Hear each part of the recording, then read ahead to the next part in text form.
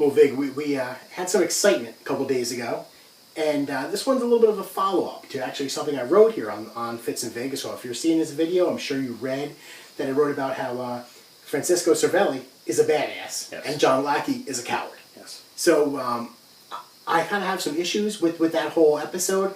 I wanted to talk about it. We could get a little bit more out than what was the just episode? sitting there. Episode was real simply this, and I don't remember what inning it was. Doesn't matter. John Lackey, Mr. Angry Face, always looks like he's pissed off. Gives up a meatball to Cervelli. Hits his only second home run of the season. You know, his first one, which I believe was a grand slam. Okay. You know, but Cervelli takes Lackey deep, and he has the audacity to clap his hand. That's it. I'm talking. This was his celebration. Clap his hand. Gets back, steps on home plate, boom, walks back to the dugout.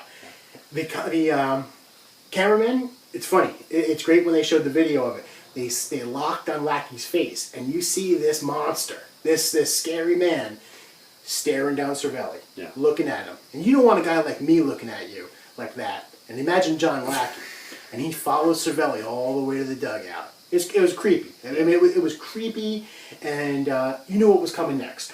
Sure enough, Cervelli's next time up to the bat. I don't know what the count is, but once again, doesn't matter. Lackey drills him right behind the shoulder blades. It's not a, hey, I'm pissed at you, let me hit you in the butt shot.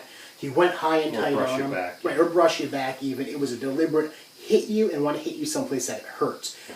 So I have a couple issues on this. It's first off is that worthy of getting plunked?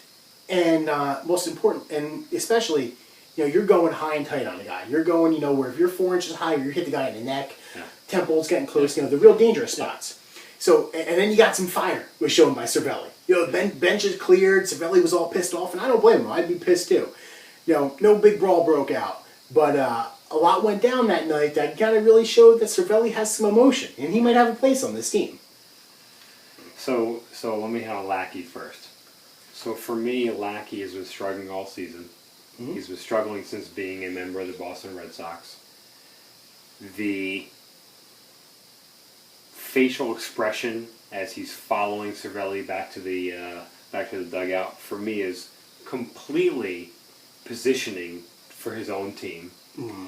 Okay. He's basically trying to show his own team that he's a man, that he's all pissed off, and that he's going to get retribution. Now let's back up, okay? 2000, 2, 3, 4, 5. Manny Ramirez, David Ortiz, Kevin Millar, all these friggin' clowns for the Boston Red Sox, showing way too much emotion. Same manager for the Red Sox, Terry Francona, Mr. Old School over here. That's right. Manny Ramirez used to hit a home run against the Yanks, put his hands up, and be taking his batting gloves off as he's walking to first. Right. David Ortiz, I've seen David Ortiz do a 360 after he's hit a home run. Smokes it, knows it, does a 360, big home run, gets excited, and runs around the bases.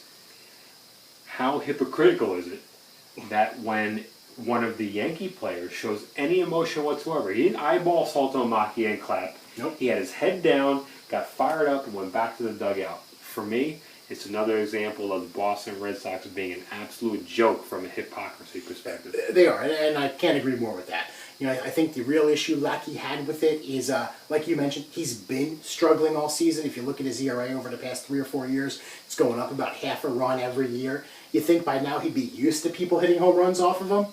But I think the real issue Lackey had was not necessarily the clap.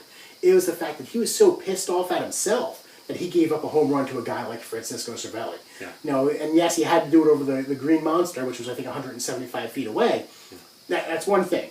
But I think he was pissed at himself, had to take it out on what would be considered a small guy, a no-name in Cervelli. You know, he wouldn't have done the same thing to Teixeira had he hit the home run and clapped. Yeah, I totally agree. And for me, it really does still go back to the fact that there's a culture in Boston where do unto others what you don't do unto us. Yeah. It's the opposite of what you're supposed to do. You know, they're a joke. Others. Really what it comes down to is the Red Sox, if you're a fan of the Red Sox, you're a joke too. You know, you follow those guys, and I don't know why you follow them. I mean, what do they have? The group of the idiots, they were called before. Now you got these guys who don't have the guts to stand up for themselves and act like men, so they have to use baseballs as weapons. Best example of that also is 10 years, or well, not 10 years, 6 or 7 years ago, right? 04, 05, right? Yeah. When Veritek gets into the fight with A-Rod. Boston Red Sox fans, they hold Veritek up as a god because he pushed A-Rod. Right. Veritek had his friggin' mask on when he tries to get into a fight with A-Rod. Right. If you want to be a man, take your mask off and get into a real fight. Right.